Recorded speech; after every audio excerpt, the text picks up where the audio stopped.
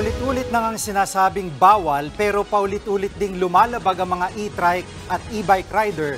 Ganyan talaga mga Pilipino, paulit-ulit. Dito nga sa chatroom ko, paulit-ulit eh.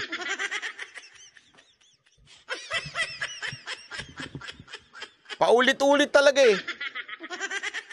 Bawal tumawid, tatawid. Nakakamatay dyan, tatawid. May namatay na dyan, tatawid.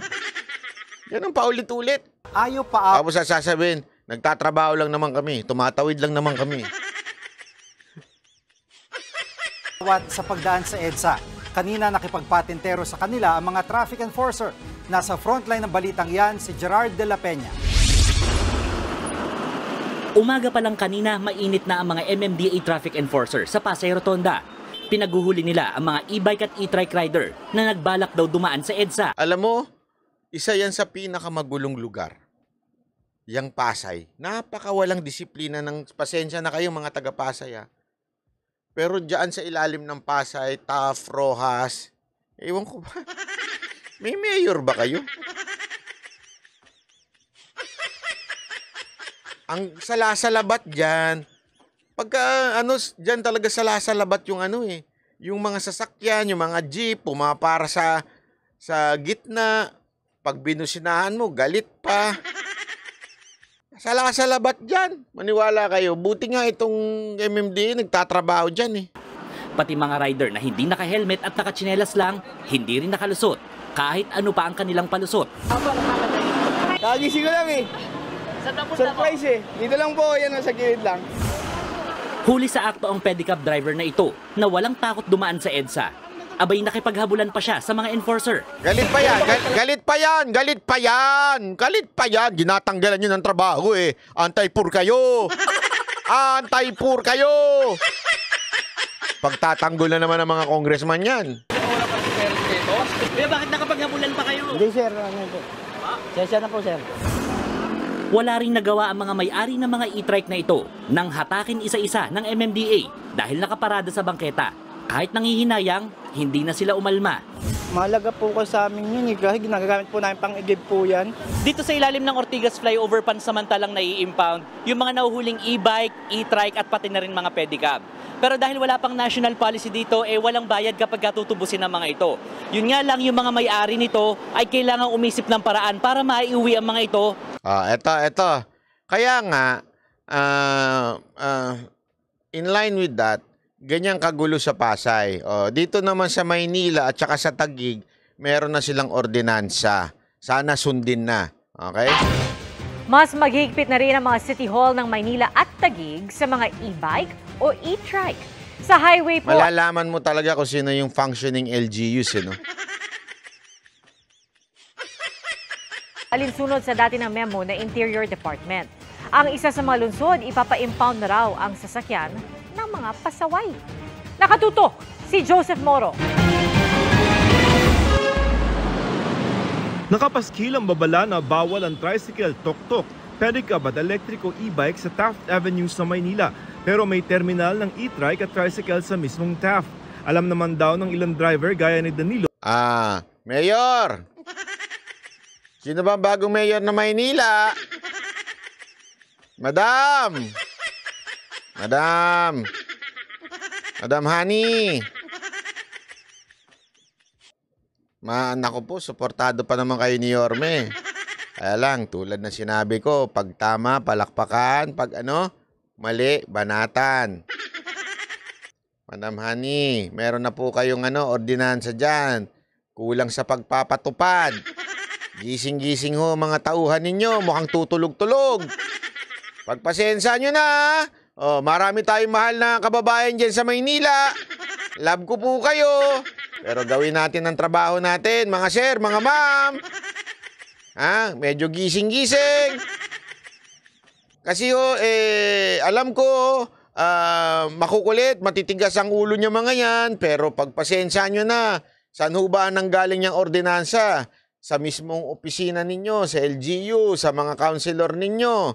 So, ibig pong sabihin yan, mga sir, mga ma'am, ipatupad nyo yan. Kung hindi, bawiin nyo na lang yan. Hindi, ako naman naintindihan ko naman. Mahirap talagang ipatupad yan. Napakahirap at tigas ng ulo ng mga Pilipino. Pero simulan nyo na ho. Simulan nyo na ho. Ako, Madam Hani Lacuna, believe sa inyo si Mayor Isko Moreno. Believe na believe po sa inyo yon. So, ako din, magiging believe ako sa inyo. Okay? Kaya nga ho sinasabi ko dito, hindi ho para kayo batikusin, para ho panawagan sa inyo, Madam Hani Lacuna, may mga pinagbawal nyo na nakakahiya, may paskil dyan, tapos meron palang terminal dyan. Asa na ho yung city administrator nyo ngayon dyan? Sana ho, galawin na natin yan kasi mapapahiya ho.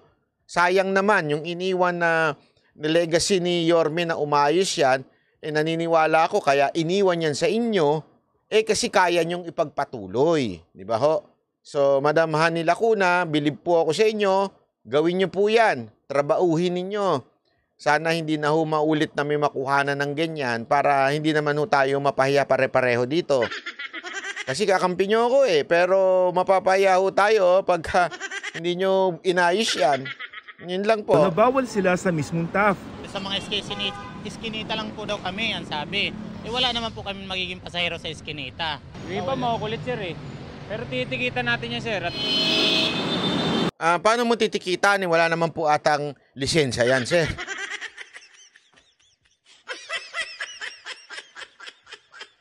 Paano niya kaya tinikitan yung mga ano? Baka yung tricycle.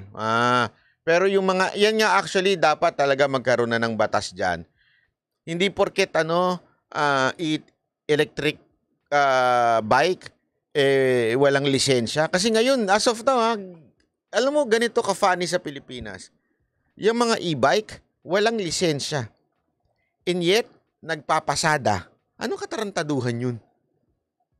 Dapat i-require na sila magka-lisensya. Kasi pumapasada sila, nagsasakay sila ng pampubliko. Yung iba, hirap na hirap kumuha ng franchise dahil nga para lang makapagpasakay sila ng mga tao. Tas ito mga e-bike, walang franchise, walang pang lisensya. Anong kalokohan yun? Tama, mali. Di ba? Pati tricycle boss dito sa Quezon City, karamihan walang lisensya. Dapat impound ka agad dyan.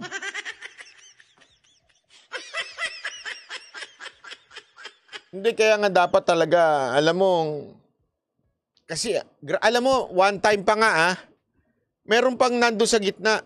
Nakita ko to mismo. Ayaw niyan tumabi. Binubusinahan na siya. Hanggang nung kami na, babanggain ko na siya.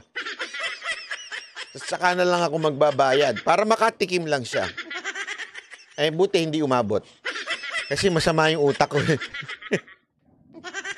niyo pong gagayahin yun.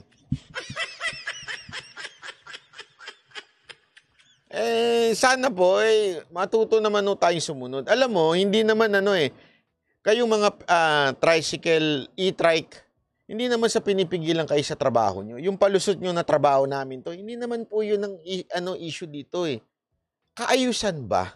Yun lang. Kaayusan. Disiplina, ika nga.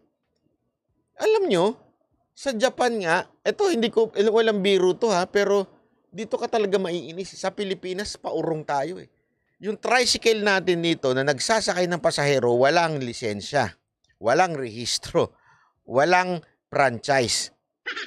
Mantakin mo yun. Okay? Sa ibang bansa, scooter lang. Yung 20 km per hour lang ang takbo. Kailangan may plaka. May lisensya nagmamaneho. May exam pa. Alam mo paano ko na-experience to? Antindi. Sabi ko nga, iba talaga level dito sa nakakainis, nakakapikon. Para makagamit ka ng rental scooter, na ini-scan mo lang. Walang kahirap-hirap may da-download ka lang. I-scan mo. Pag first time user ka, kailangan mo magpadala ng picture ng lisensya. Kailangan mong masagutan ng tama yung mga question. I-review nila ngayon, ikaw. Ano ang batas dito sa Japan para gumamit ng scooter? May review? May quiz. Magre-rent lang ako ng scooter na ang takbo 20 km per hour. Hindi nga scooter na nakaupo nakatayo lang yung parang laruan, 'di ba? Yung Basta, yung parang laruan ni scooter. Tapos kasagutin, bumagsak pa ako minsan eh. Hindi biro, kasi ano naman ang alam ko sa batas ng Japan. So doon, meron kang re-reviewin, parang rules nila. Sa app, nandun na sa app. Babasahin mo yun. Okay. Are you ready to take the exam? Click. Click mo. Tapos lalabas na. Ganyan. Tapos, pag hindi umabot ng 7 tama, yung sagot mo, ulit ka. Babalikan nila uli para mag-review. Ganon. Para mag-review uli. Bumagsak ako noong una. Kasi, syempre, iba yung batas nila. So, it's a matter of memory, di ba? Yung memory ko medyo pasmado na. Hindi na masyadong ano. So, ni-review ko uli. Tapos sumunod, pumasa na ako. That's the only time na pwede mo nang gamitin yung scooter. Pag nadisgrasya ka, gumawa ka ng mali, yung lisensya mo na andoon sa app, kaya hindi ka lusot. Ganun katindi. Di ba? Sa atin, bili ka lang sa kanto ng e-trike. Tapos ipasada mo na sa mga bata dyan. Idali mo sa eskwelahan. Kung may madisgrasya sila, bahala sila sa buhay nila. Ganun eh.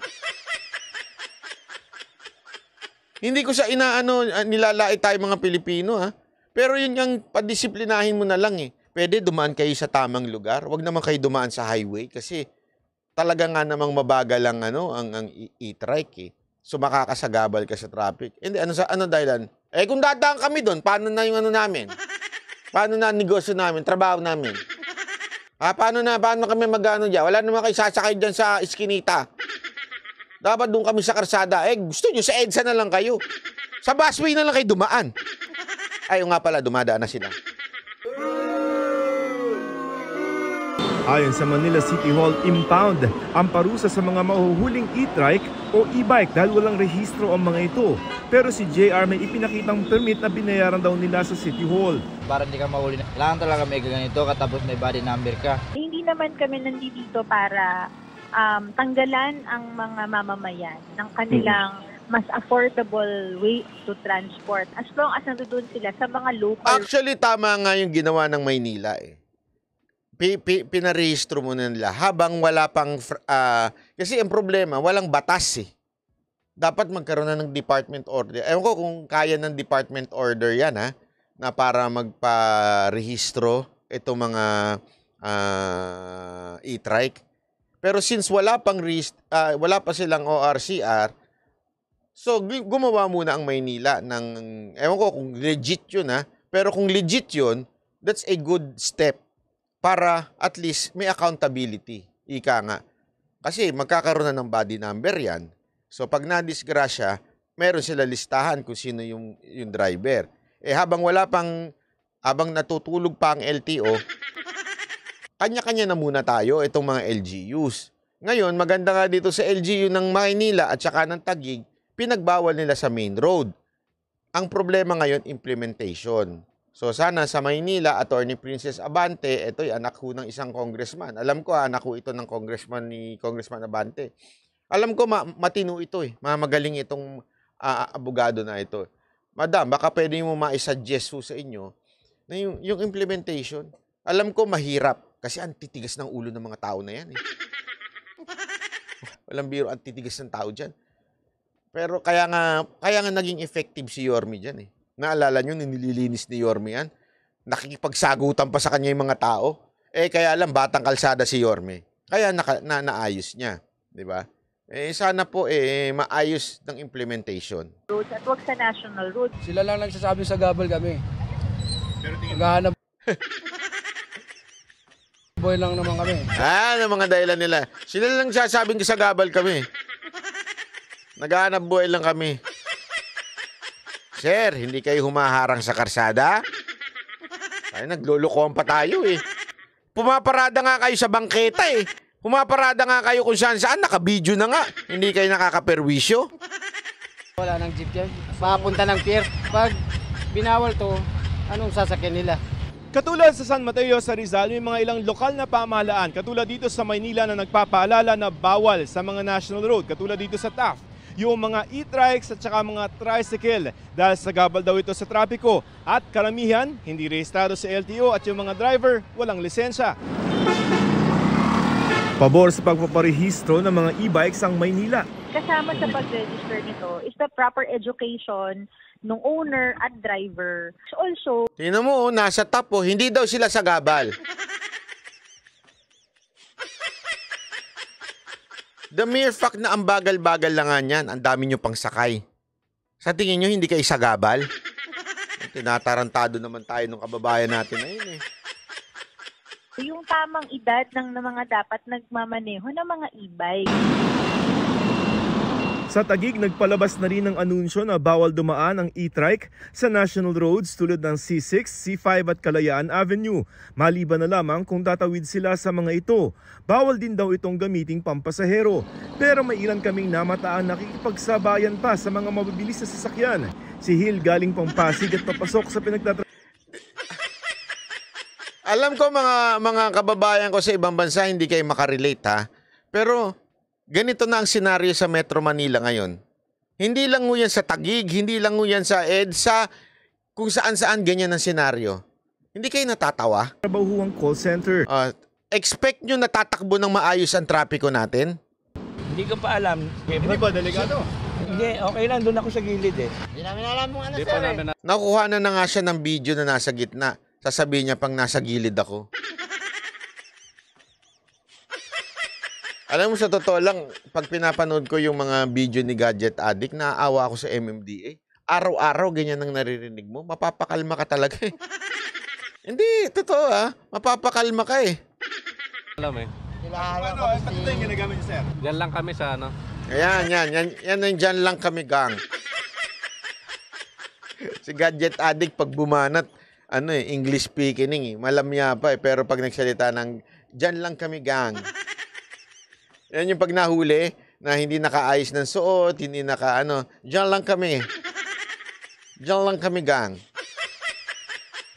Dito lang sa sa 19 Avenue.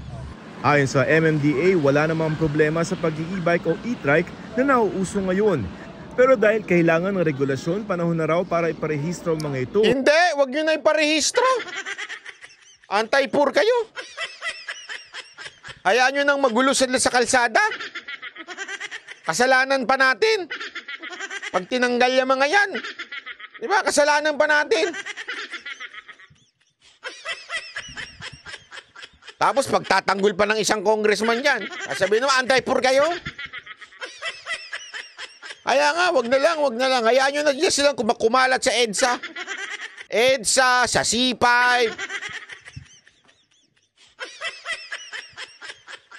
At i-require ang driver's license sa mga magmamaneho nito. Lalo't ayon sa MMDA, nasa lampas 500 ang naaksidenteng e-bike sa Metro Manila noong 1 taon. Matatanda ang sinabi rin ng technical working group na binubuo ng mga representante ng iba't ibang traffic agency at LGU. Hindi naman sila nakakasagabal, paano sila naaksidente? Oo, payagan na rin sa S-Lake, sa Skyway.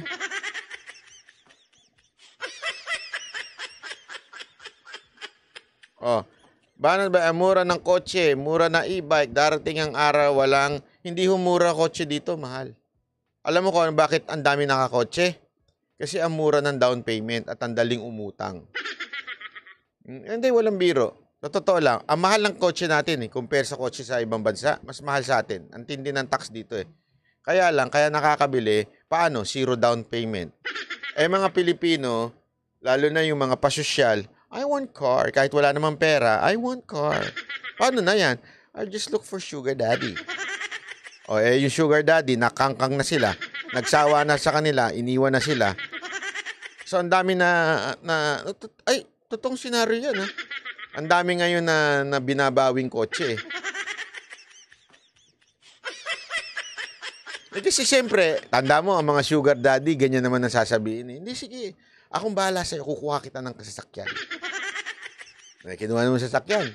Tapos makangkang niya, tapos na. Napagsawaan niya na mga ilang buwan. Mga 3 buwan, 4 na buwan, napagsawaan niya na. Kasi kinuha na ng kotse. Parang sa madaling salita, yun yung bayad niya. Nung iniwan niya na, ginost niya na. O ito naman si ate, ay wala na si sugar daddy ko. Hanap ako ng iba. Hindi siya makahanap. So ayun. Hindi, yun na nga ang problema, hindi nakahanap eh. So, kaya ang daling makakuha ng kotse ngayon. Ang dami na. Ang dami nakakotse ngayon. Pansinin mo, ang gulo sa kalsada. Bakit? Babae.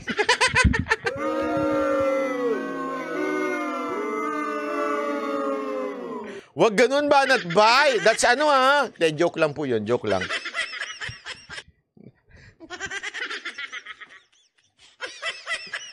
Kaya ang gulo-gulo sa kalsada ngayon, di ba Garski, sa Pilipinas, ang gulo sa kalsada, ang dami kasing mga babaeng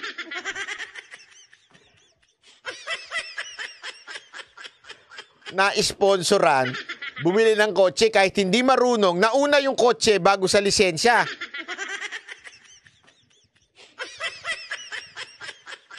Oy, totoo yan. Baka akala ninyo hindi totoo yan, ha? Ha? Totoo po yan. Sa Pilipinas, ewan ko nga ba't ganun ang batas sa atin. Sa Pilipinas, makakabili ka ng kotse kahit wala kang lisensya. Ibig sabihin, kunwari, kung may driver ka, okay lang. O, pwede naman pakita yung lisensya ng driver eh. Sana ganun, di ba? Hindi, sa atin, pag-aaral sila pag nakabili na sila ng kotse.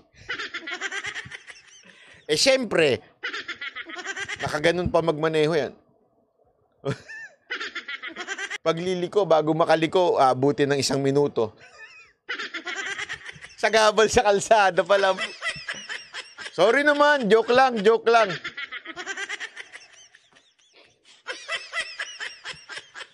Joke pero totoo yun.